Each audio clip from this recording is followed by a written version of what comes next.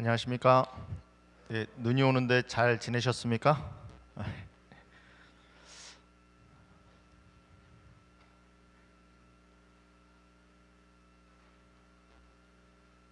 예. 어, 목회부에서 한 해 동안 중점적으로 여러분들과 함께 나누고 싶은 사업을 한마디로 정의하면 하나님을 바로 알자라고 정했습니다.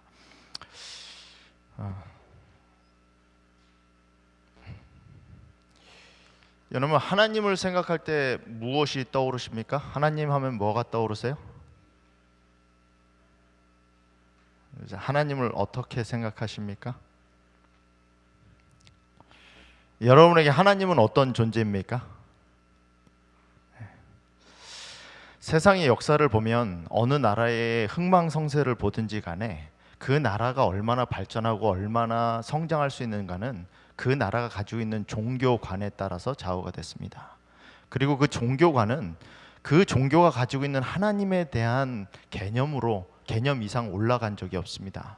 이 말을 다른 말로 말씀드리면 뭐냐면, 내가 하나님을 알고 있는 정도, 내가 하나님을 인식하는 정도 이상으로 우리의 도덕이나 우리의 꿈이 그 이상으로 높아질 수는 없다는 겁니다.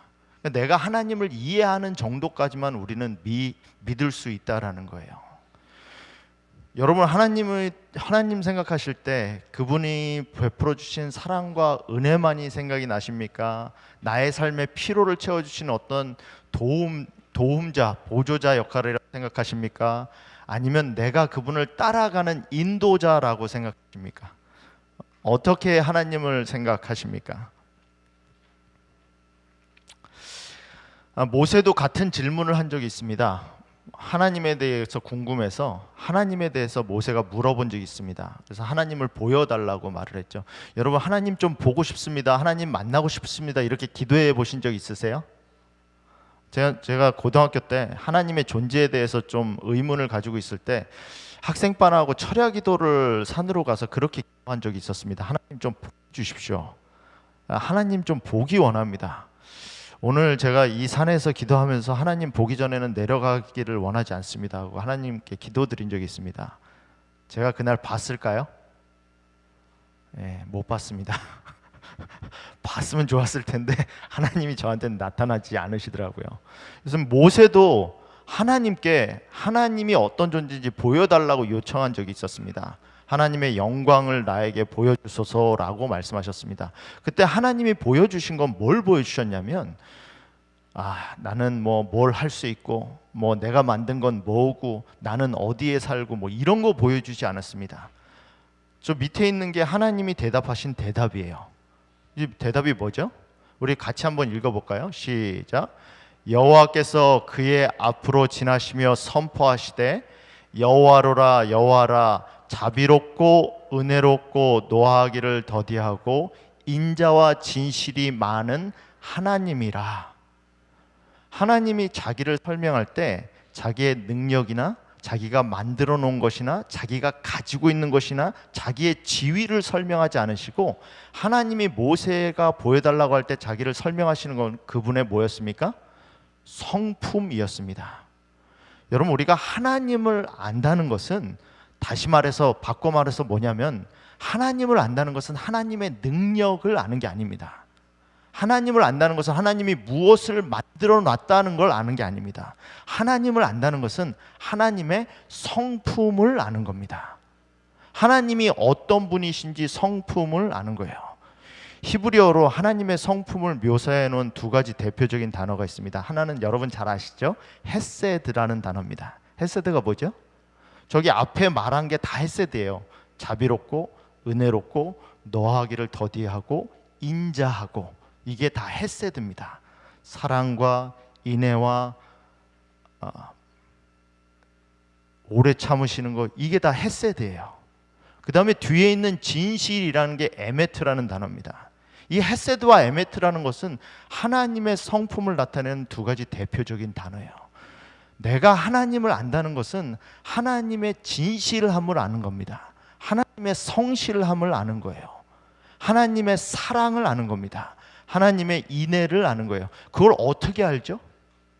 하나님은 인애하시다라는 인포메이션을 아는 게 아닙니다. 하나님이 인애하신 걸 어떻게 알죠? 삶을 통해서 경험하는 겁니다.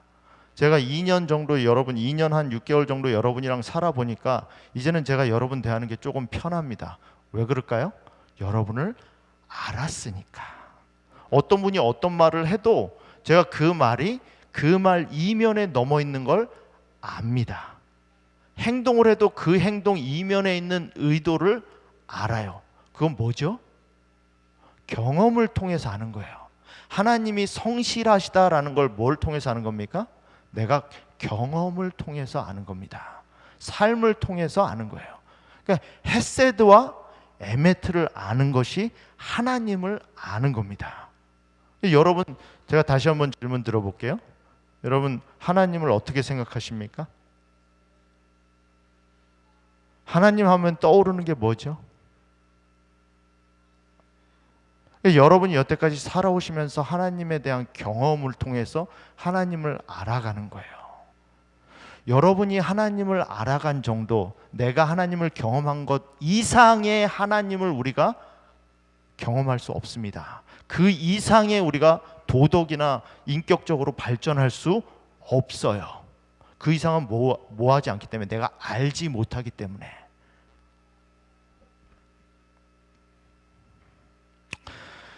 이번 기 가정공부 제목이 사랑과 공의입니다. 여러분, 하나님에 대해서 알아가는데 그냥 사랑과 공의라고 정해놓은 게 아니에요. 여기서 말하는 사랑과 공의가 뭡니까? 헤세드와 에미트예요. 에메트예요. 그러니까 하나님에 대해서 이번 기는 우리가 교과 공부를 통해서 알아갑니다. 다시 말해서 성경을 연구하지 않으면서 하나님을 알아간다는 건 불가능합니다. 다시 말씀드릴게요. 성경 공부를 하지 않으면서 내가 하나님을 알아간다는 건 불가능합니다. 학교 가지 않으면서 내가 수학을 공부한다는 거나 똑같은 거예요. 학교 가지 않았는데 어떻게 미분, 적분을 할 수 있습니까? 못하죠? 배워야 할 수 있죠? 그냥 어느 순간에 떠오르는 게 아닙니다. 성경을 공부해야, 성경을 연구해야 그것을 통해서 하나님을 이해할 수 있습니다. 여러분, 그래서 이번 기 과정 공부를 시작하면서 제가 참 감사했습니다.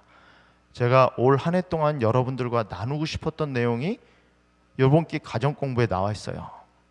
이게 앤드류스에 있는 조직신학 교수 패컴 교수님이 쓴 책인데, 패컴 교수님은 지금 현존하는 재림교회의 조직신학 교수 가운데, 학자 가운데 최고 권위를 가지고 계신 분입니다. 지금은 애드벤티스트 리뷰의 부편집장으로 와 있어요. 여러분, 이분이 쓰신 책이 굉장히 쉬우면서도, 쓰신 교과책이 굉장히 쉬우면서도 무엇을 알아야 될지 써놨습니다. 여러분, 하나님을 안다는 것은요, 하나님의 말씀을 아는 겁니다. 하나님의 말씀을 안다는 것은 그 말씀을 마음에 새기는 거예요. 하나님이 세상을 이처럼 사랑하사 독생자를 주셨으니 이 말을 마음 가운데 새기는 겁니다. 그게 하나님을 알아가는 거예요. 여러분, 이번 주 교과 과목 가운데 월요일 날 첫 번째로 우리에게 제시한 성경절이 시편 33편 5절입니다. 같이 읽어볼까요? 시작. 그는 공의와 정의를 사랑하시며 세상에는 하나님의 여호와의 인자하심이 충만하도다. 여기도 두 가지를 또 말하고 있죠. 공의와 정의, 정직과 진리와 성실하신 것, 에메트를 말하는 겁니다. 두 번째 인자하심은 뭐죠? 헤세드를 말하는 거예요. 이 두 가지를 아셔야 됩니다. 하나님이 인자하시기도 하시지만 진리를 쫓으시고 성실하세요. 인자하시다고 해서 우리가 잘못한 것을 잘못하지 않았다고 무조건 덮어놓지 않습니다. 정확하게 공의롭게 판단하시고 심판하십니다. 그게 하나님의 사랑이에요. 여러분, 성경 공부하셔야 됩니다. 교과 공부 열심히 하십시오. 매일 나와 있는 성경절을 쓰고 그 날에 나와 있는 성경절을 마음에 새기십시오. 그게 하나님을 알아가는 겁니다.